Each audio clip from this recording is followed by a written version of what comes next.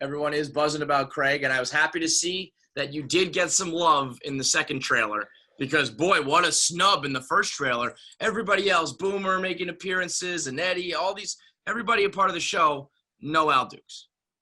Right. Now, Craig told me that they put out a second trailer because I was bitching and complaining about it. He said that trailer was all for you. I said, all right, thank you. I appreciate that, as I should have been in the trailer. I wasn't in the trailer. Governor Christie didn't make the trailer. Sid didn't make the trailer. A lot of important people. So for those who don't know, I'll quickly summarize. Craig Carton, most of you will know if you're listening to this, but just in case, Craig Carton, one of the biggest radio personalities ever, certainly in New York City, worked for WFAN doing the mornings with Boomer Esiason, and Al Dukes is their producer. And then I guess a couple of years ago now, he went to prison. He got caught and then went to prison for, I guess, what was the official charges, like gambling evasion, tax evasion? Yeah, it was something about using money for misappropriating, getting money that is supposed to be, that's supposed to be used for one thing and using it for another thing. So now he's out of prison and certainly going to try to make his return. So let's go back though. In that trailer, and I think if you know the story, you've heard this before. This all really started when he, on the air, made a bet with Boomer. You give me what, 25 grand, then I'll turn it into 50 or whatever the number was. And he did, right? And that's when he started getting phone calls and people looking for it. As the producer, did you ever feel like once you saw what happened, did you ever feel like, oh shit, like if that didn't air, maybe none of this would have happened? Or not that you feel any responsibility, but did you feel would that weird you out that it it heard on the show? No, because I think what happened was, I feel like when Craig did the I'll double your money bet with Boomer, that was like, Craig was being super cocky, I feel like, about his gambling. Like he was so good at it at that point that he could say to somebody, I'll double your money. I think I gave him $5,000 that day. Or $2,000. I gave him something that he doubled, but I wasn't, too, Al. What the fuck? You're a criminal also. do not send me to jail. So I think like he liked the idea of starting the night gambling with somebody else's money. Yeah. Right. So then if he took your 5,000 and was going to double it, now he was already on a roll. He's making money. He paid you back and he hasn't touched any of his money yet.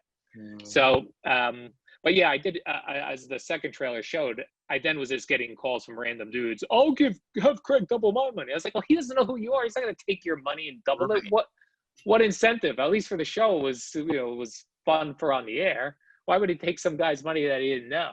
Well, that's what's funny about what we do is, and if you have a successful show or podcast, these people really feel like your friends or your buddies or your family, because I listen to you every day. And, there are people who probably hear more from Craig Carton and now you guys with Gio and Boomer, hear more from them than like their own friends and family, it gets this, it's good for business, but it's also kind of weird that like how much people get deeply invested into your show, especially one like yours that's been around and on top for, over a decade now.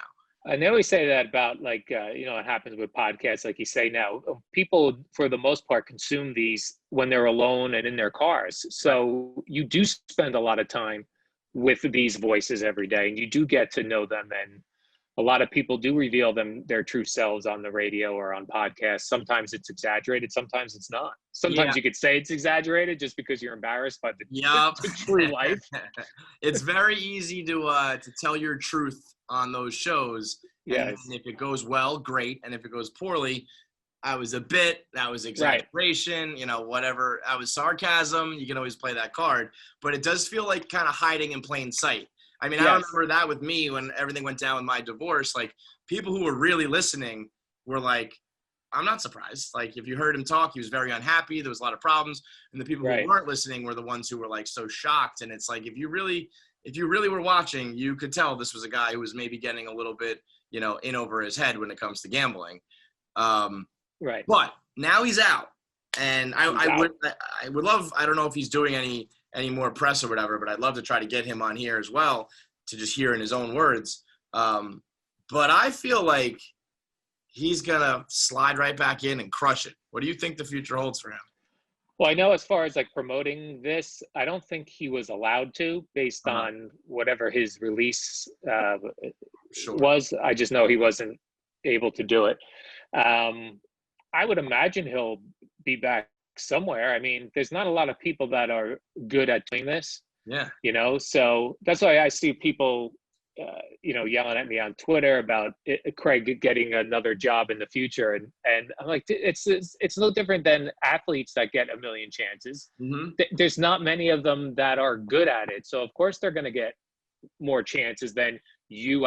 I don't think of anybody as my like inspiration because I never really did that. But if there was one person that I feel like looking back, I kind of modeled myself after or like took, that path, it probably would be Craig. So I'm admittedly super biased. But from Jump Street, I remember thinking like, this just isn't like a heinous crime.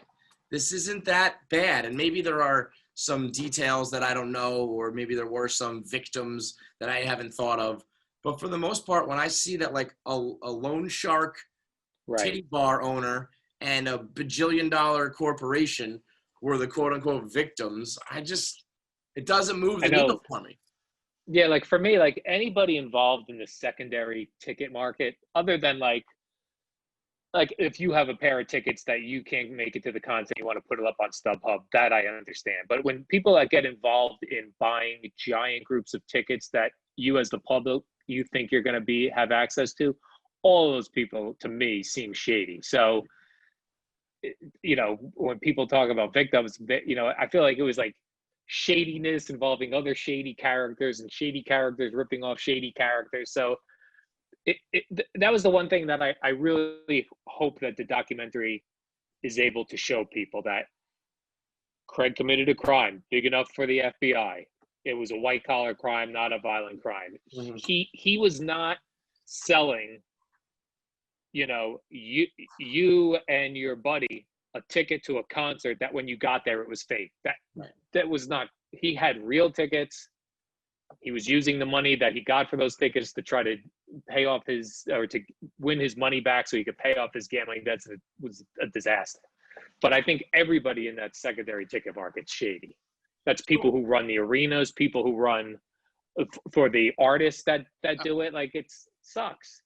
So if he was like, where did the tickets come into play? Like there was a block of tickets that like Barclays Center had because they were hosting the concert, and like, I guess he would get them from the only places that would have tickets really would be like the artist. Like if someone was going to play Barclays Center, Barclays would get a group of tickets. The artists themselves would get a group of tickets. Maybe the record company would get it. And I don't know if there are people within those organizations that then supply tickets out. I don't know. It's a mess. You've gone on to try to order tickets to a concert you really want to go to, and they go on sale at 10, and you at 10:01 you get the tickets, and you're in the upper deck. You're like, what the hell? I'm on here at 10:01. Right. It sucks. It's been going like that for a long time. Yeah, the whole thing has seemed to be a scam, and then you get involved in fees and jacking up prices, and all of it is like a seedy underbelly, of a world. And he took it too far, but I never understood the outrage in the beginning. But I think now so much has gone on, and so much worse has unfolded.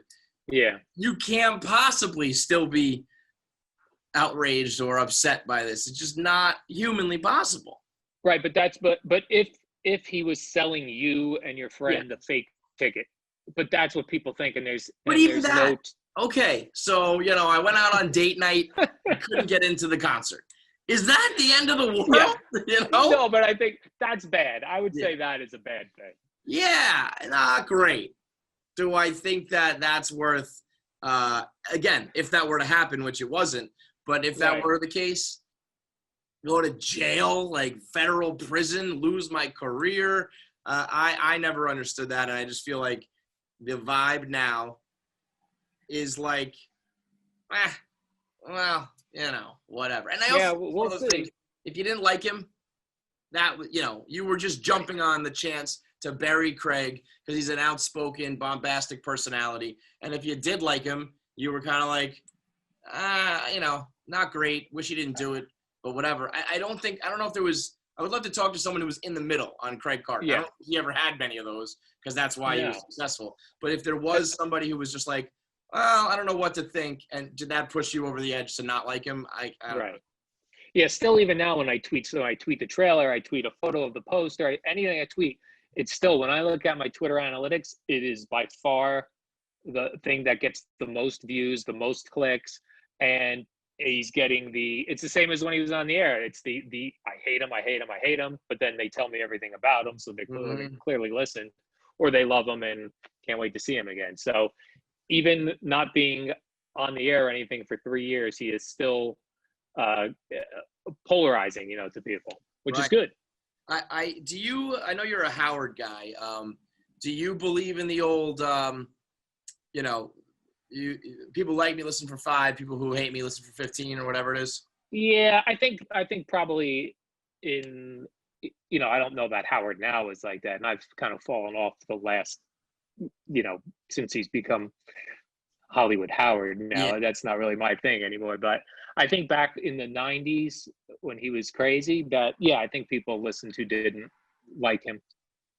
I just don't know if in general that exists anymore with so many options to consume. Like back in the day, it was like, there's only a couple channels to watch on TV, a couple radio shows to listen to. And so you didn't have the option. So if you hated someone, you latched on and it became a thing. But now it's like, if I don't like you, I'm going to tune into this podcast. And if I, Yeah, but I still find myself sometimes I'll be annoyed by somebody on Twitter. I'm like, why am I following them? Yeah, it does. Yeah, I know what you mean. It for some reason, there still is a psychological thing about that, right?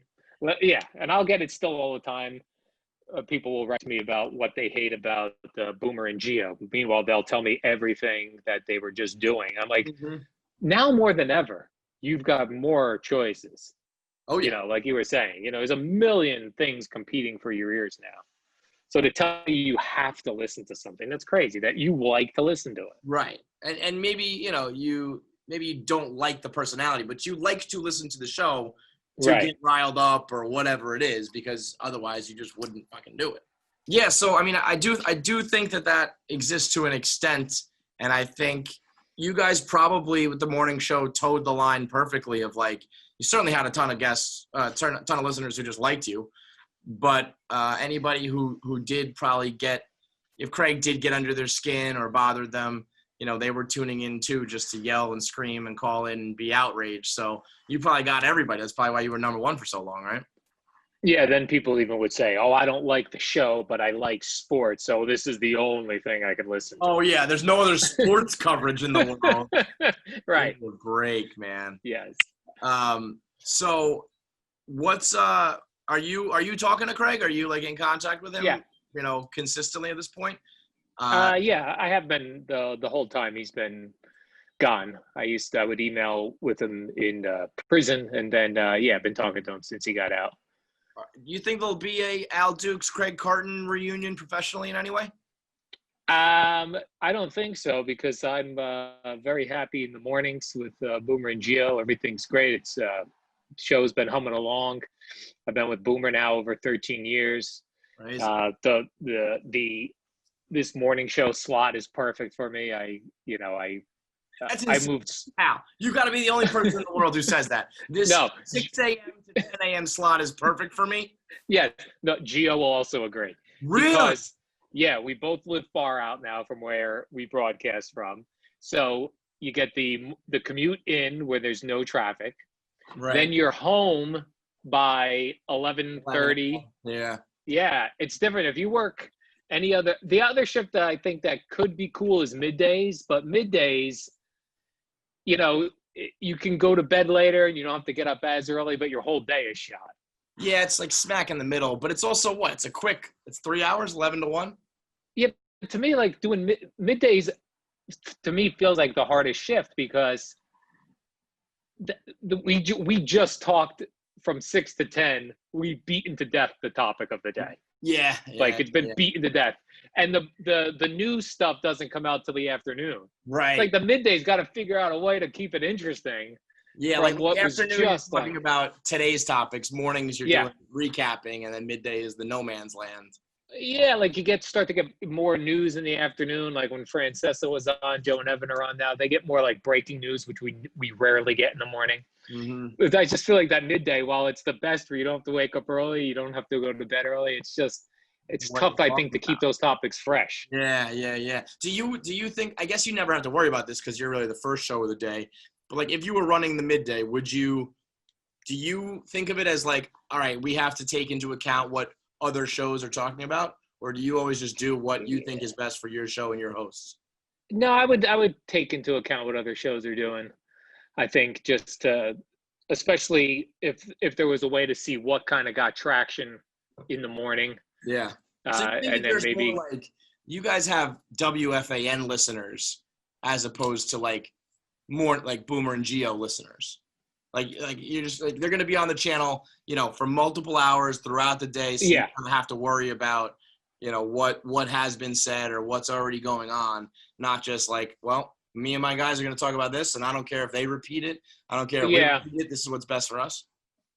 Yeah, I do think sometimes you have to look at the shows individually and just think, well, because I think about that too. Like Jerry and I now go on at 5 a.m. from 5 to 6, and I'll hear JJ or Salicata in the overnight doing some stuff about the Yankees. And sometimes I want to listen to see what's going on. Other times I don't want to hear any of it because I don't want to feel like, oh, I can't say that because he just said that. Or